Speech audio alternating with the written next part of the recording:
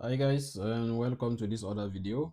In this video we are going to see how to configure virtual IPs on the FortiGate firewall. So in the previous video we saw what was NAT, to discuss about NAT and SNAT path, difference between SNAT and path. We also saw Destination NAT, VIPs, and what was the difference between DNAT and virtual IPs. So the link to this video is in our channel, so just see it here and you can watch it. So we saw the differences between the different types of NATs. So today in this video what we are going to do is to take this in a practical example. So here what we are going to do is we have this diagram here where we have our FortiGate device, and we have like one subnet on port 1, which we will be considering as our internet, and the other parts, the other subnet on port 2 that we are going to consider as our local network. So on this local network we have two servers, a web server and a mail server. So actually on this firewall we have not configured any routing, any firewall policy. So as for now there is no communication between both subnets.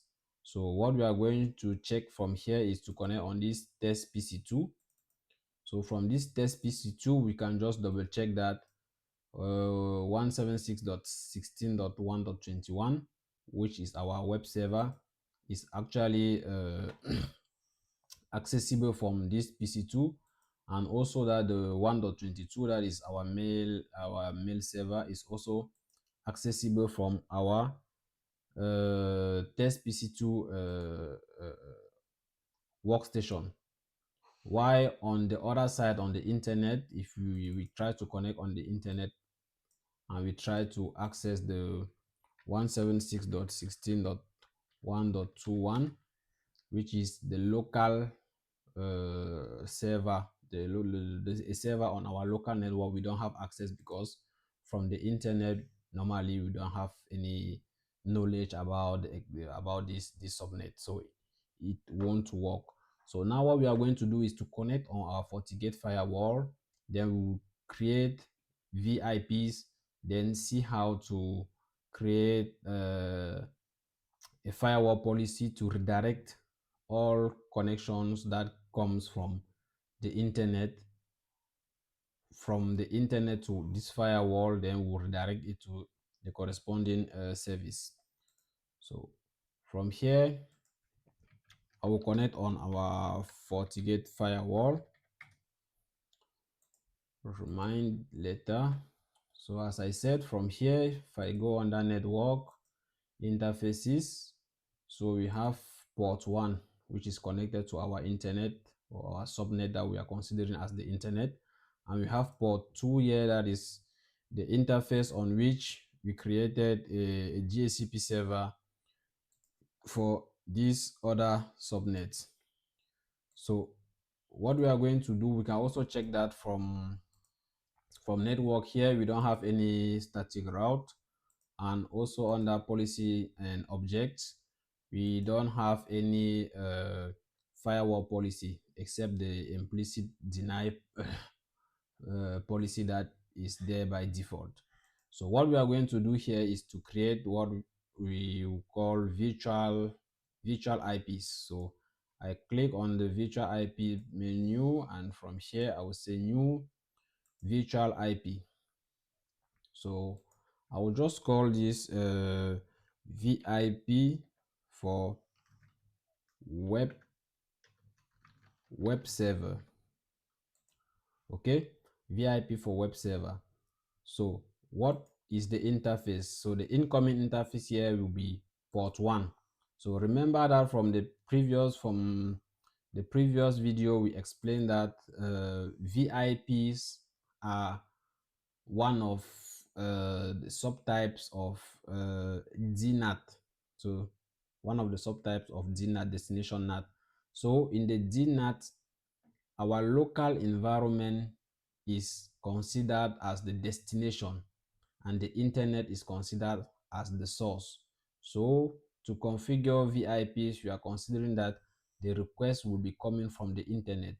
So port 1 will be the entrance, the main entrance. Then the destination will be our local network. So from here, interface is going to be remote network port 1. So what we are doing, we are configuring a static NAT.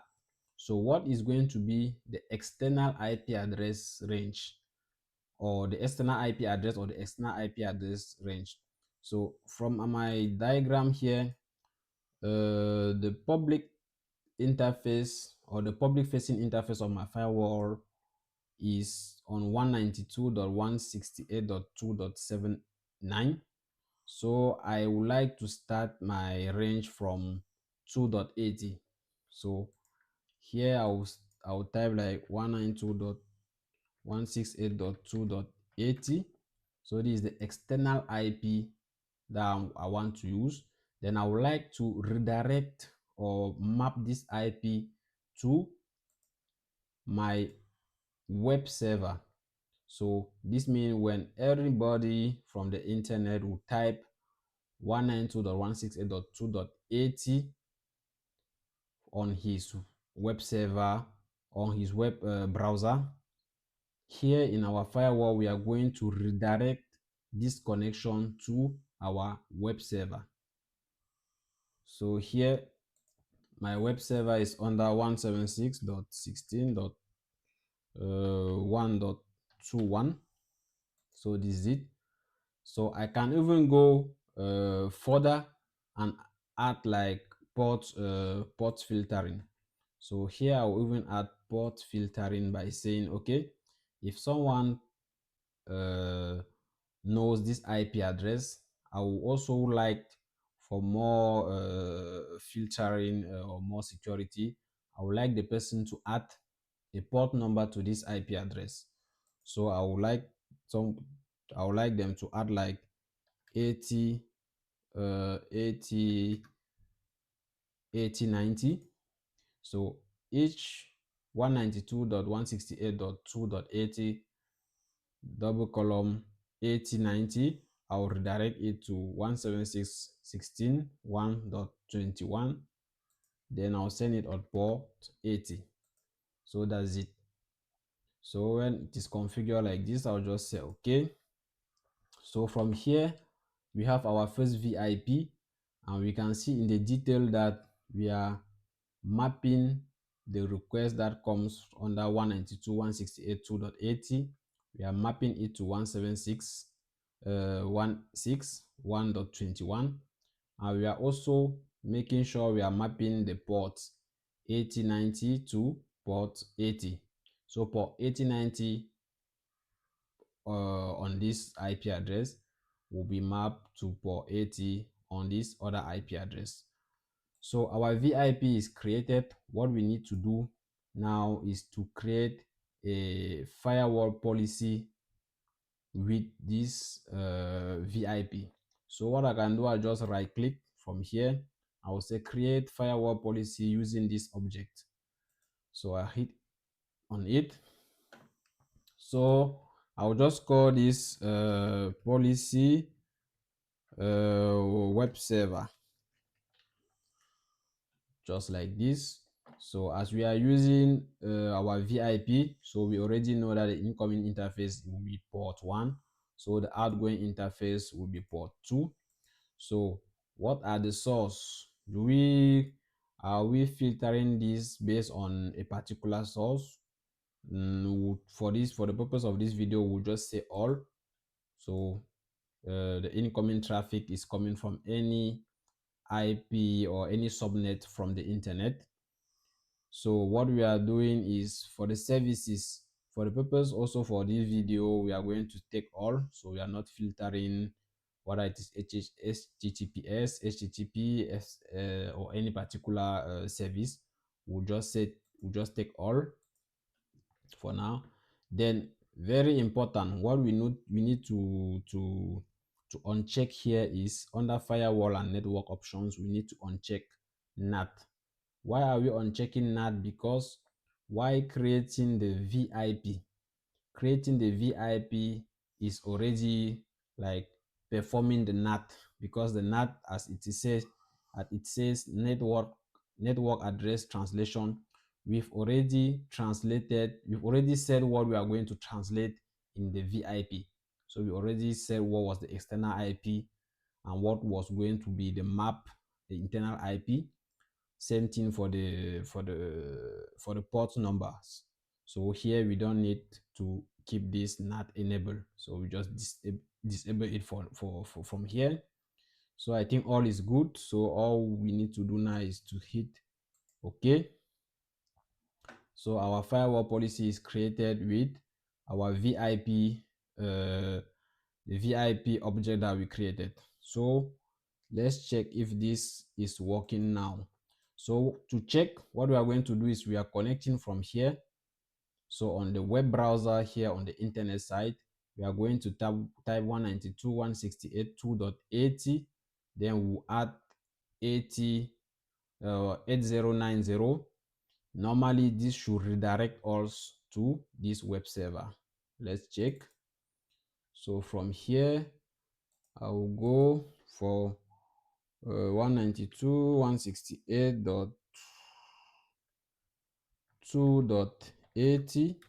Now add 8090 here. Okay, cool. So this is redirecting us directly to our web server. So this is working fine, but this is fine for the web server. So my other question now is to know, what if we have many other servers that are running on different IP addresses? Like for example, here we have this mail server. We could also like somebody from the internet to have access to this web server. So how are we implementing this? Are we going to create a new VIP, or is there any way we can create a we can combine multiple VIPs together? So just paste in the comment when you watch this video to this part, just paste in the comment what you think. Then you will see in the next minute if it is what you thought it should be. So back on our firewall policy, our firewall, what we're going to do is we'll just come back here on the virtual IP. We select our virtual IP, then we hit edit. So from here, initially we were asked to enter either a single IP address or a range. So initially we just entered a single IP address. So here what we are going to do is we are going to type a range of IPs. So as the IP addresses for these two servers are 176.161.21 and 22, what we are just going to add here is a second IP address. So I'll say 192.168.2.81. So we see when I just add a new IP here, it automatically extends the range under the map IP. It means as from here, this IP will be mapped to this one, then this one will also be mapped here. So if I go like from 81 to 85, you also see it extend it with the same number of IP addresses to make sure that each address here will be mapped to a corresponding one here. So that's how it works. So I just put the 81. So we'll just stay on the two IPs. So here also, we don't need to provide any change here. So each time you will be providing an IP address here with this port number, you will be redirected to the corresponding IP address here under this port number. So here all I need to do here is hit OK. So normally here if I go on 192.168.2.81 with port 8089 issue, redirect me on the mail server. Let's check. So here I will go now on 192.168.2.81, then hit enter here. Good. So it is redirecting me on my web server. So here I have the web server of the enterprise that is actually on the 2.80, and I have the mail server that is under the 2.81. So all is good, all is working fine. So guys, let's meet in another video. If you have any comment or any requests, just paste in the comment section, then we will provide some help.